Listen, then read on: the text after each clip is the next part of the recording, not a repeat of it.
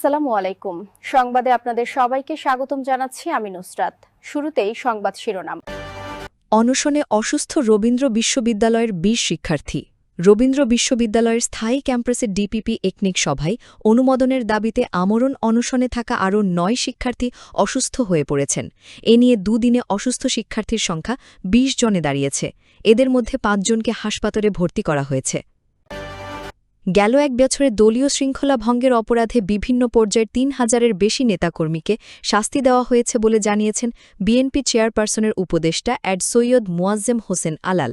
শনিবার বিকালে রাজধানীর রাজুক অডিটোরিয়ামে দৈনিক সময়ের অপরাধ চক্রের ২৮তম প্রতিষ্ঠাবার্ষিকীর অনুষ্ঠানে প্রধান অতিথির বক্তৃতায় তিনি এই তথ্য জানান। রাজধানীর ধানমন্ডি ৩২ থেকে আটক মোহাম্মদ আজিজুর রহমানকে হত্যা মামলার আসামি করা হয়নি। গত এপ্রিল মাসে ধানমন্ডি থানায় দায়ের করা একটি মামলায় সন্দিগ্ধ আসামি হিসেবে তাকে আদালতে পাঠানো হয়েছে। পিরোজপুর ১ আসনের সাবেক এমপি আল্লামা দেলাওয়ার হোসেন সাঈদীর ফাঁসির রায় ঘোষণার পর আনন্দ মিছিল ও মিষ্টি বিতরণের অভিযোগে আওয়ামী লীগ নেতা মোহাম্মদ এহসান হিরণকে গণধোলাই দিয়েছে স্থানীয়রা।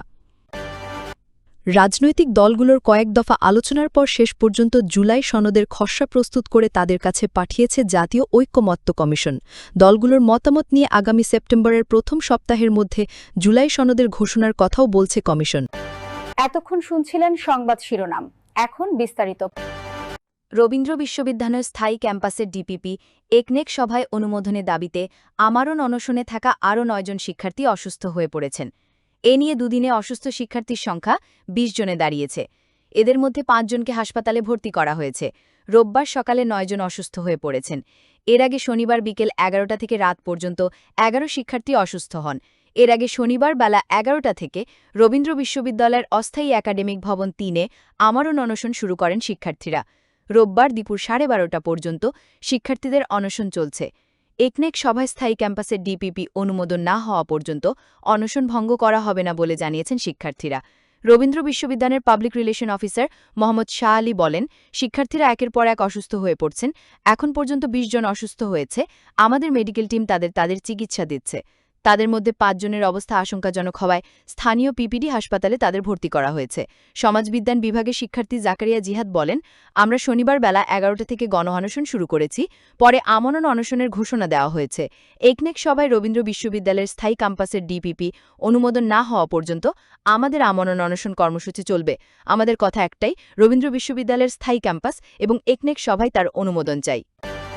গত এক বছরে দলীয় শৃঙ্খলা ভঙ্গের অপরাধে বিভিন্ন পর্যায়ের ৩,০০০-এর বেশি নেতাকর্মীকে শাস্তি দেওয়া হয়েছে বলে জানিয়েছেন বিএনপি চেয়ারপারসনের উপদেষ্টা অ্যাড সৈয়দ মোয়াজ্জেম হোসেন আলাল। শনিবার বিকালে রাজধানীর রাজুক অডিটোরিয়ামে দৈনিক সময়ের অপরাধ চক্রের ২৮তম প্রতিষ্ঠাবার্ষিকীর অনুষ্ঠানে প্রধান অতিথির বক্তৃতায় তিনি এ তথ্য জানান। আলাল বলেন, স্বৈরাচার শেখ হাসিনা সরকারের পতনের পর সারা দেশে বিএনপি নেতাকর্মীদের অনেকে দলীয় শৃঙ্খলা ভঙ্গ করেছেন।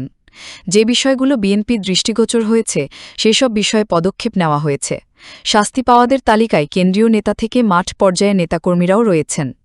কিন্তু দেশজুড়ে চাঁদাবাজি সহ বিভিন্ন রাজনৈতিক বিশৃঙ্খলার দায় একটি পক্ষ বিএনপির ওপর চাপাচ্ছে, যেটা সত্য নয়। তিনি বলেন, বিগত আওয়ামী লীগ সরকারের সময়ে অনেক বিএনপি নেতাকর্মীর বাসাবাড়ি ও ব্যবসা প্রতিষ্ঠান দখল করে নেওয়া হয়েছিল। সেসব পুনরুদ্ধারের চেষ্টা করলেও কিছু কিছু গণমাধ্যমে ভুলভাবে সংবাদ প্রকাশ করছে। এসব থেকে জানাদিকদের বেরিয়ে এসে বস্তুনিষ্ঠ সংবাদ প্রকাশ করতে হবে। বিশেষ অতিথির বক্তৃতায় এপেক্স গ্রুপের ব্যবস্থাপনা পরিচালক হারুনর রশিদ বলেন, সমাজে নানা ধরনের সমস্যা রয়েছে। সাংবাদিকদের কর্তব্য হচ্ছে সেসব তুলে ধরা।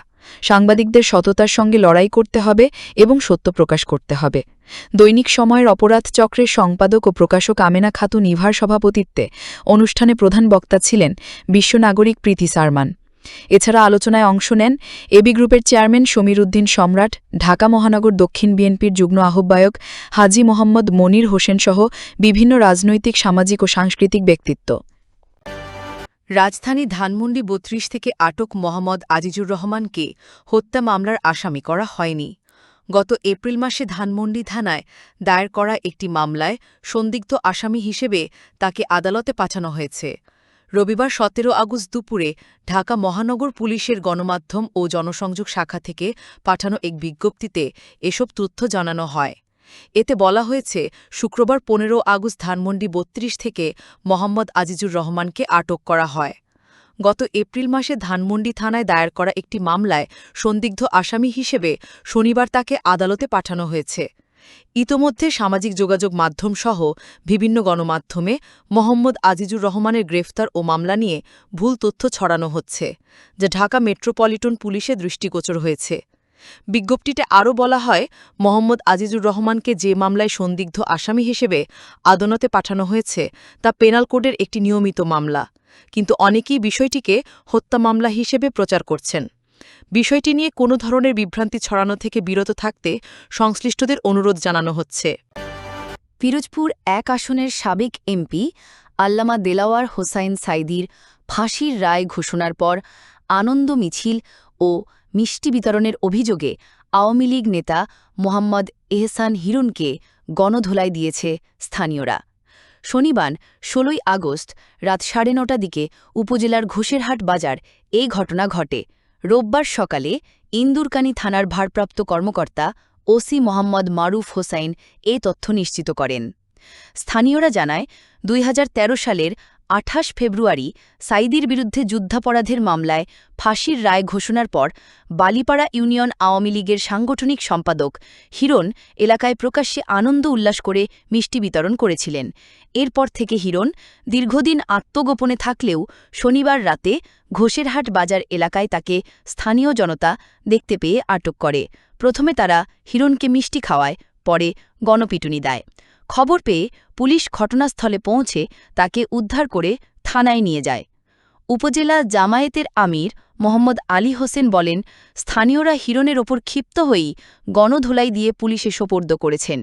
যুদ্ধাপরাধের মিথ্যা মামলায় দেলাওয়ার হোসাইন সাঈদীর ফাঁসির রায় ঘোষণার পর আনন্দ মিছিল ও মিষ্টি বিতরণ করেছেন আওয়ামী লীগ নেতা মোহাম্মদ এহসান হিরণ। তিনি এলাকায় প্রকাশ্যে ফাঁসির রশি নিয়ে আনন্দ উল্লাস করেন। আমরা তার বিচার চাই। ইন্দুরকানী থানার ওসি মোহাম্মদ মারুফ হোসেন বলেন, ঘোষেরহাট বাজারের স্থানীয়রা আওয়ামী লীগ নেতা হিরণকে আটক করে গণধোলাই দেন। পরে আমরা তাকে উদ্ধার করে থানায় নিয়ে আসি।